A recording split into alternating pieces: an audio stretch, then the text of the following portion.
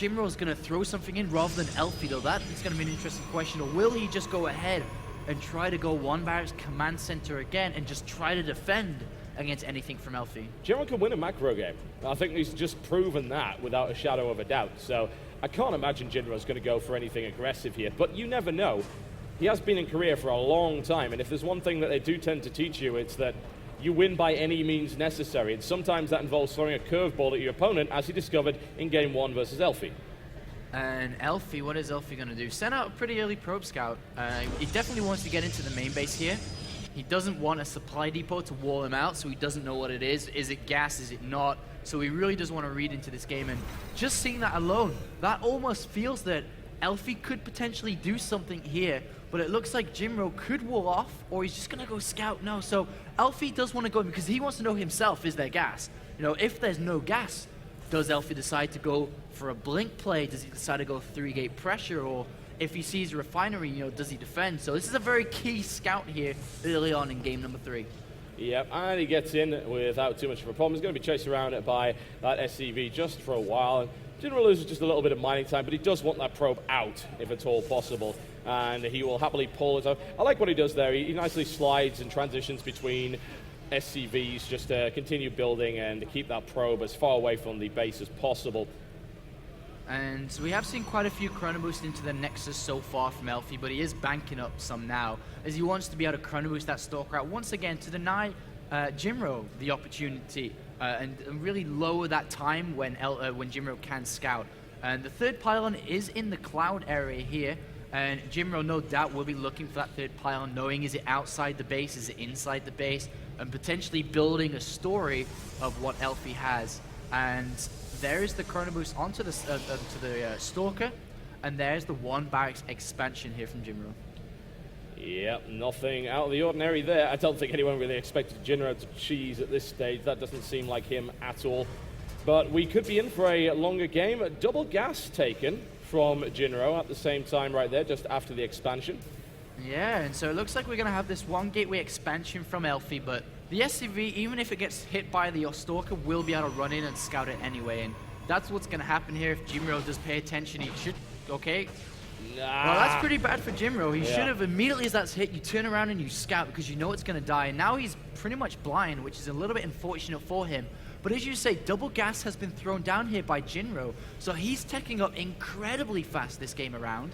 And he could do a variety of things here. And first of all, he sends out a second SCV scout because he knew that that was a pretty big mistake by Jinro not to get that information. So he's going to try and get it again a second time around. But from here on out, Jinro could throw down a factory and go straight into Cloak Banshees at a weird timing for Elfi. He could easily go for very early medivacs, but the problem is he can't and doesn't have the units available for the medivacs to become interesting. So we'll see how Jinro likes to play this out, but that SCV, a very crucial SCV that does finally get that scout. Yeah, it sees it. He knows what he's up against right now, and that's okay, because at least he knows he's not going to be the one on the defensive quite yet. A one-gate robotics for Elfi, which is going to prove to be quite nice, but that's the cancel, interestingly enough. That was scouted and then cancelled. So never mind, he may have tried to apply the pressure. He's got to put down 2 more gateways. Yeah, I mean, Jinro goes in, he's like, oh, you got one gate robo? Oh, okay, cool. But then Elfi's like, ah, crap, never mind. All right, throw down 2 more gateways and then try something else. And what we're seeing here, look at that, looks like the Banshee is going to come out here for Jinro as he throws down the factory straight with that tech lab. He has an early third gas. The problem with this style is he doesn't have any defense. You know, he does nothing. He has 4 Marines and is making, well, actually 6 now, but if anything came from Elfi, Jinro could be in a lot of trouble here. But Jinro's taking that risk to tech up, and there is another gateway being thrown down, and unfortunately for Jinro, he scouted that the robotics facility was there, therefore going cloak doesn't make that much sense because the observer should be coming in Jinro's eye, so I'm interested to see what he does. Yeah, I really hope he does anyway. I mean, the thing is, he's consistently mining from 3 refineries even, and putting down a tech lab there as well, so I hope he still does go for cloak, and he does, which I like that. I like that a lot. It is a bit of a guess, admittedly, because he didn't know that it was cancelled, but I like that he's gone for cloak. That's going to give him an edge. What I'd like to see from Jinro is at least the second bunker come down. Because I mean, he's in a lot of trouble right now, especially because Elfi's pushing across with 4 gateways. He's chrono boosting into the gateways. He's going to go for a bit of a push. and the force fields will wrap around that bunker so easily, and Jinro's in a bit of trouble. He's putting a supply depot down, not a second bunker. I really don't like that. We've got the siege tech coming up, but it's nowhere near from completion. If Elfi actually goes now, he could deal significant damage, and this little gambit by Jinro is not going to look too good at all. He's already pulled out of the bunker, and wow, I think he just misrallied that. This is fairly horrendous. He might actually end up having to sacrifice his natural here. Can't lose the tank. He keeps the tank alive. Thankfully, the Banshee is now in play. Cloak is not ready yet. Cloak's going to get cancelled. That's very nicely done there by Elfi. Very nice. I'm wondering if this is a little bit of an overreaction here from Jinro, because he's lifting up, but he should have enough to defend this, but he's lost a lot here, and even if this is just a 4-gate little pressure here from Elfi. Yeah, it is. It's nowhere near all in or anything like that. Oh no, siege tech! Repair it! He must repair it! Oh, it finishes! Oh, that was close. Good lord. But yeah, siege tech is done, and Jinro is now driving that way. He needs to get that Banshee out of there before it takes another round, and he is not able to do so. So another loss in that respect. Jinro's army is all over the place. He's taking a lot of damage, and Elfi, I think, just realized that, wow, I've done so much here. So much, being 22 workers. That's so much. Down to 17 workers now, Jinro, and I really want to go through this, and I'll explain it after, but it looks like now Elfi still pressuring through. Jinro will be able to hold, and that's when I'll start to explain things, but he's in such a good position now, that is Elfi, but let me go into a little bit more depth with what really went on there. Let's go back to what Jinro scouted, the robotics facility, which means that there's not going to be gateway pressure. Why does he need a second bunker? Why should he be scared about anything? And then all of a sudden the cancellation comes in, more gateways are thrown down, and that was the thing that threw Jinro off there, not understanding what really was coming and where Elfi succeeded in that little push. That is exactly right, without question. And it's so unfortunate that Elfi struck at that particular time, because the cancellation of the Robo could have meant that Jinro would have done untold amounts of damage with that Cloak Banshee. As it turns out, though, it was something of an anti-timing, and Jinro is now playing on the back foot. 24 workers versus 49. 23 workers killed. Even the amount of resources he's lost is about equal to Elfi, but Elfi's got way more resources to play with. And the Cloak is being researched once again. Another Banshee's coming. Double Forge thrown down for Elfi. And it looks like now that Jinro's establishing that third base up, he can still come back into this game. Mules are very good, by the way. And this Banshee, as long as this starts to do damage on this left side and finds probes to kill, along with the Banshee and that third orbital command, Jinro could find himself back in this game faster than you think. He could. Well, we'll have to see. There's already 2 observers on the field, and he may even decide to build a third just to deal with the threat of Cloak. And Jinro cloaks immediately. There is no observer in the area, so he's going to get at least a couple of kills from this without too much of a problem. The observer's coming from the main. It's about lights out for that Banshee. It gets how many kills before it's about to die? Yeah, this is an awkward spot to be. You don't want to be here. And down the Banshee goes. 6 kills, not too bad. He does have another one, and he's just continuing to build Banshees and start to pick away at the economy of his opponent. This is probably the best thing he can do right now, honestly. Yeah, there is an observer right in the main base of Jinro from Elfi, and another Banshee's there, by the way, so it is going to be doing a bit more damage. And this movement by Jinro here can be game-changing.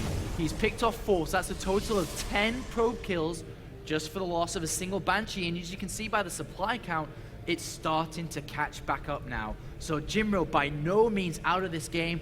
He is suffering in his upgrades though, because he's deciding to build units because he knows he's behind rather than upgrade them. So as the game goes on, he will have to concentrate on that. Yeah, he's trying to get his infrastructure back up. He's going to be on 4 barracks quite soon and getting things rolling there. Actually building a Raven as well, an interesting decision there. The 2 Banshees of Jinro are just continuing to move into harassment positions. Nothing to stop him doing a bit of damage here if he can take the photon cannon out in time, but there are Stalkers now moving in, so maybe he can dip in there, get a couple of pro kills. In fact, he could wipe that line out entirely and then just leave. And in the main base as well, TotalBiscuit is getting the pro kills. He's going to lose the Banshee in the main. Oh, never mind, he gets out. Very nice, and 6 kills on that. So this Banshee harassment is starting to take his toll. He's catching up, but oh man, he's up against 3 Nexus with Chrono Boost. That makes things so difficult. Jinro's killed a total of 15 probes throughout this Banshee harassment. He is catching back up, and I really do like his army composition here. You know, these Banshees to harass, and he's going for Tank, Marine, and Ghosts. This is pretty cool for Jinro, and he's going to be able to do a big amount of damage. And the Banshee again in the main, on the natural. The main one escapes. The one on the natural still climbing and kills up to 9. Does he get the 10th one? He doesn't, as he does back out in time, but really, really good play from Jinro. Stretch his multitasking. How many times has it been said? And that's exactly what Jinro's doing with these double-pronged harassment attempts. And he is back in it, without question. His work count is caught up. He's got that 3rd orbital command, which means mules are plenty. And he is getting back into this game in a good, solid way. And as he said, what a great army composition against what his opponent currently has. And the key for Jinro, I mean, the pressure he's creating is even forced Elfi to get supply blocked here at 118, so very, very good pressure and play here by Jinro. He needs to take that 3rd base now and establishing it with bunkers, knowing that a push could come from this, considering the army supply is a little bit in favor of Elfi right now. But at the same time, Elfi, as long as he does defend these bases, a simple cannon in each mineral line, maybe leave a high Templar also, or just a single Stalker and cannon is fine also to defend them. He could look out to push now, as he does have that upgraded advantage. He's throwing down 3 more gateways. Jinro, though, has to land the EMPs. If he lands the EMPs, tanks will make short work of every single unit Elfi has. Yeah, no problem whatsoever. And of course, he needs to land the EMPs to prevent these High Templar from ripping his army into pieces. Yeah. He converts a few of them over to Archons, which I'm not sure if I totally like that, but it will tank quite a lot of damage at the front there. Maybe more Storms would have made more sense, but I guess we're about to find out. There's like 10 Storms available here, TotalBiscuit. There's a lot of Storms. All right, well, let's see how much damage he can do. And the bunker is going to go down very, very rapidly. Jinro actually sitting in the middle of a storm and taking a lot of damage from that. Point defense going to lose its energy at about 2 seconds flat. And his army's just been scattered.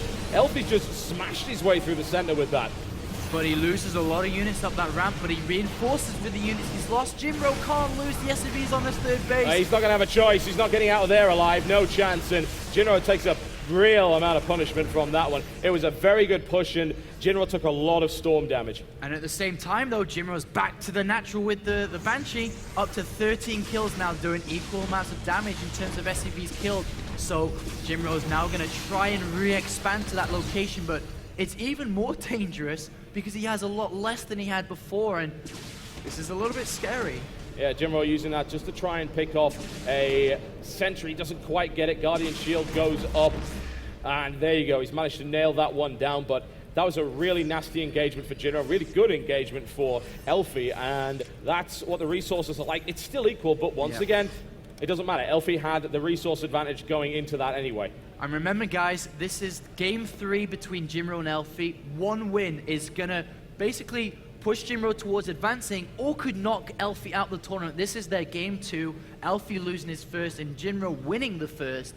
So this is a very, very important tense game. The Banshee is back again. And that cannon trying to go up does get cancelled. And a few more kills down to that Banshee. And Jinro, again, trying to get that 3rd base up. Yeah, he's struggling. He really is. And I would certainly like to see the more solid defense, maybe a couple more tanks up deployed on that high ground, just to at least do a lot of damage to that large amount of zealots that are coming in. I mean, there are 20. It's an ideal situation, especially, as you've said, in combination with EMP. Jinro's army is quite a bit smaller than his opponent, although not as much, once again, as you might expect, because that supply is being taken up by workers. Problem is, of course, what Elfi can replenish, Jinro can't. And Jinro lands an amazing scan in the main there, sees both the robotics facilities, sees the robotics bay. Even though he had started the Viking production, he was only at 1, so it's a very nice reaction time there for Jinro. And he is going to sit on this base. The problem is the factory's been destroyed. It was in that fight there, so he actually can't build another starport. And the fact, no, actually it is up the top, sorry. So the factory's there, but it's not being able to use to build tanks at all. So Jinro is sitting on that one single tank on the high ground in his main base. The Ghosts have to land killer EMPs, and the Vikings are coming out, but Elfi's postured up for another attack while taking the center base.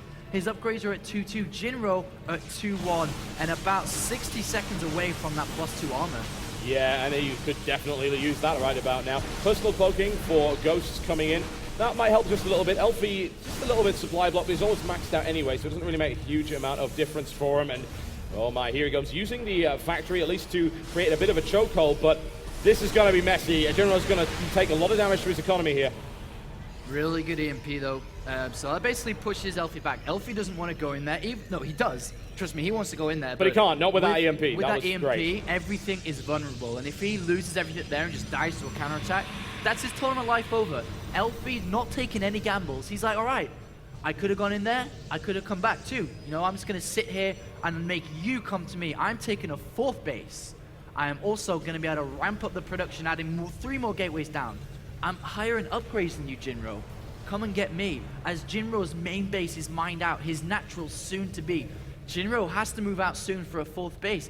Otherwise, he'll be starved, and Elfi, with a smart decision not to engage and to sit back and wait for Jinro to come. Yeah, why? You know, why would you even want to? Continue to build up your infrastructure, add more gateways, because you know you're going to eventually lose units. Cloak Banshee harassment from Jinro once again, which I am loving, but it's like trying to hold back the tide with a tiny wooden spoon. It's just not going to happen. There's 74 probes, and he can get so many more out. 9 more gateways being added on, plus 3 about to get started for Elfi as well.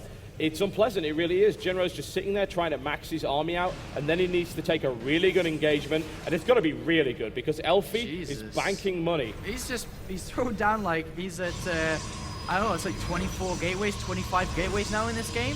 Yeah, it is actually 25 gates. And if you look at his minerals, he's at 1,700.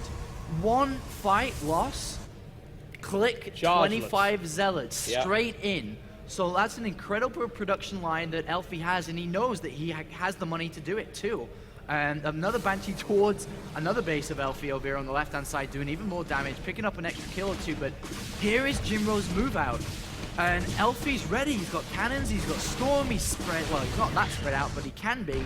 This is not so good for Jinro. Yeah, only a single tank to really provide firepower support here, which I'm not really liking. Those EMPs were very nice, though, and they actually drive Elfi all the way back. Jinro really doesn't take a lot of damage in that engagement. Slow but steady maybe wins the race, and once again a nuke is coming into play, knowing that if he lands that lucky nuke then he wins. But here comes the flanking attack, a lot of the firepower focused in the wrong place, and here it goes. Elfi looking to try and get a really good concave. Those EMPs are absolutely huge, and he needs to get a really solid engagement there, but the storms are preventing him from doing so. He's driven back, he's got to get that firepower in, and massive storm rips through Jinro's army. That was an amazing storm, and Elfi's 25 zealots are coming in, everybody. And all of a sudden, Jinro's production thrown up. He has 39, 60 minerals. He's in an awful world of trouble. And That's Elfi it. calls GG. it.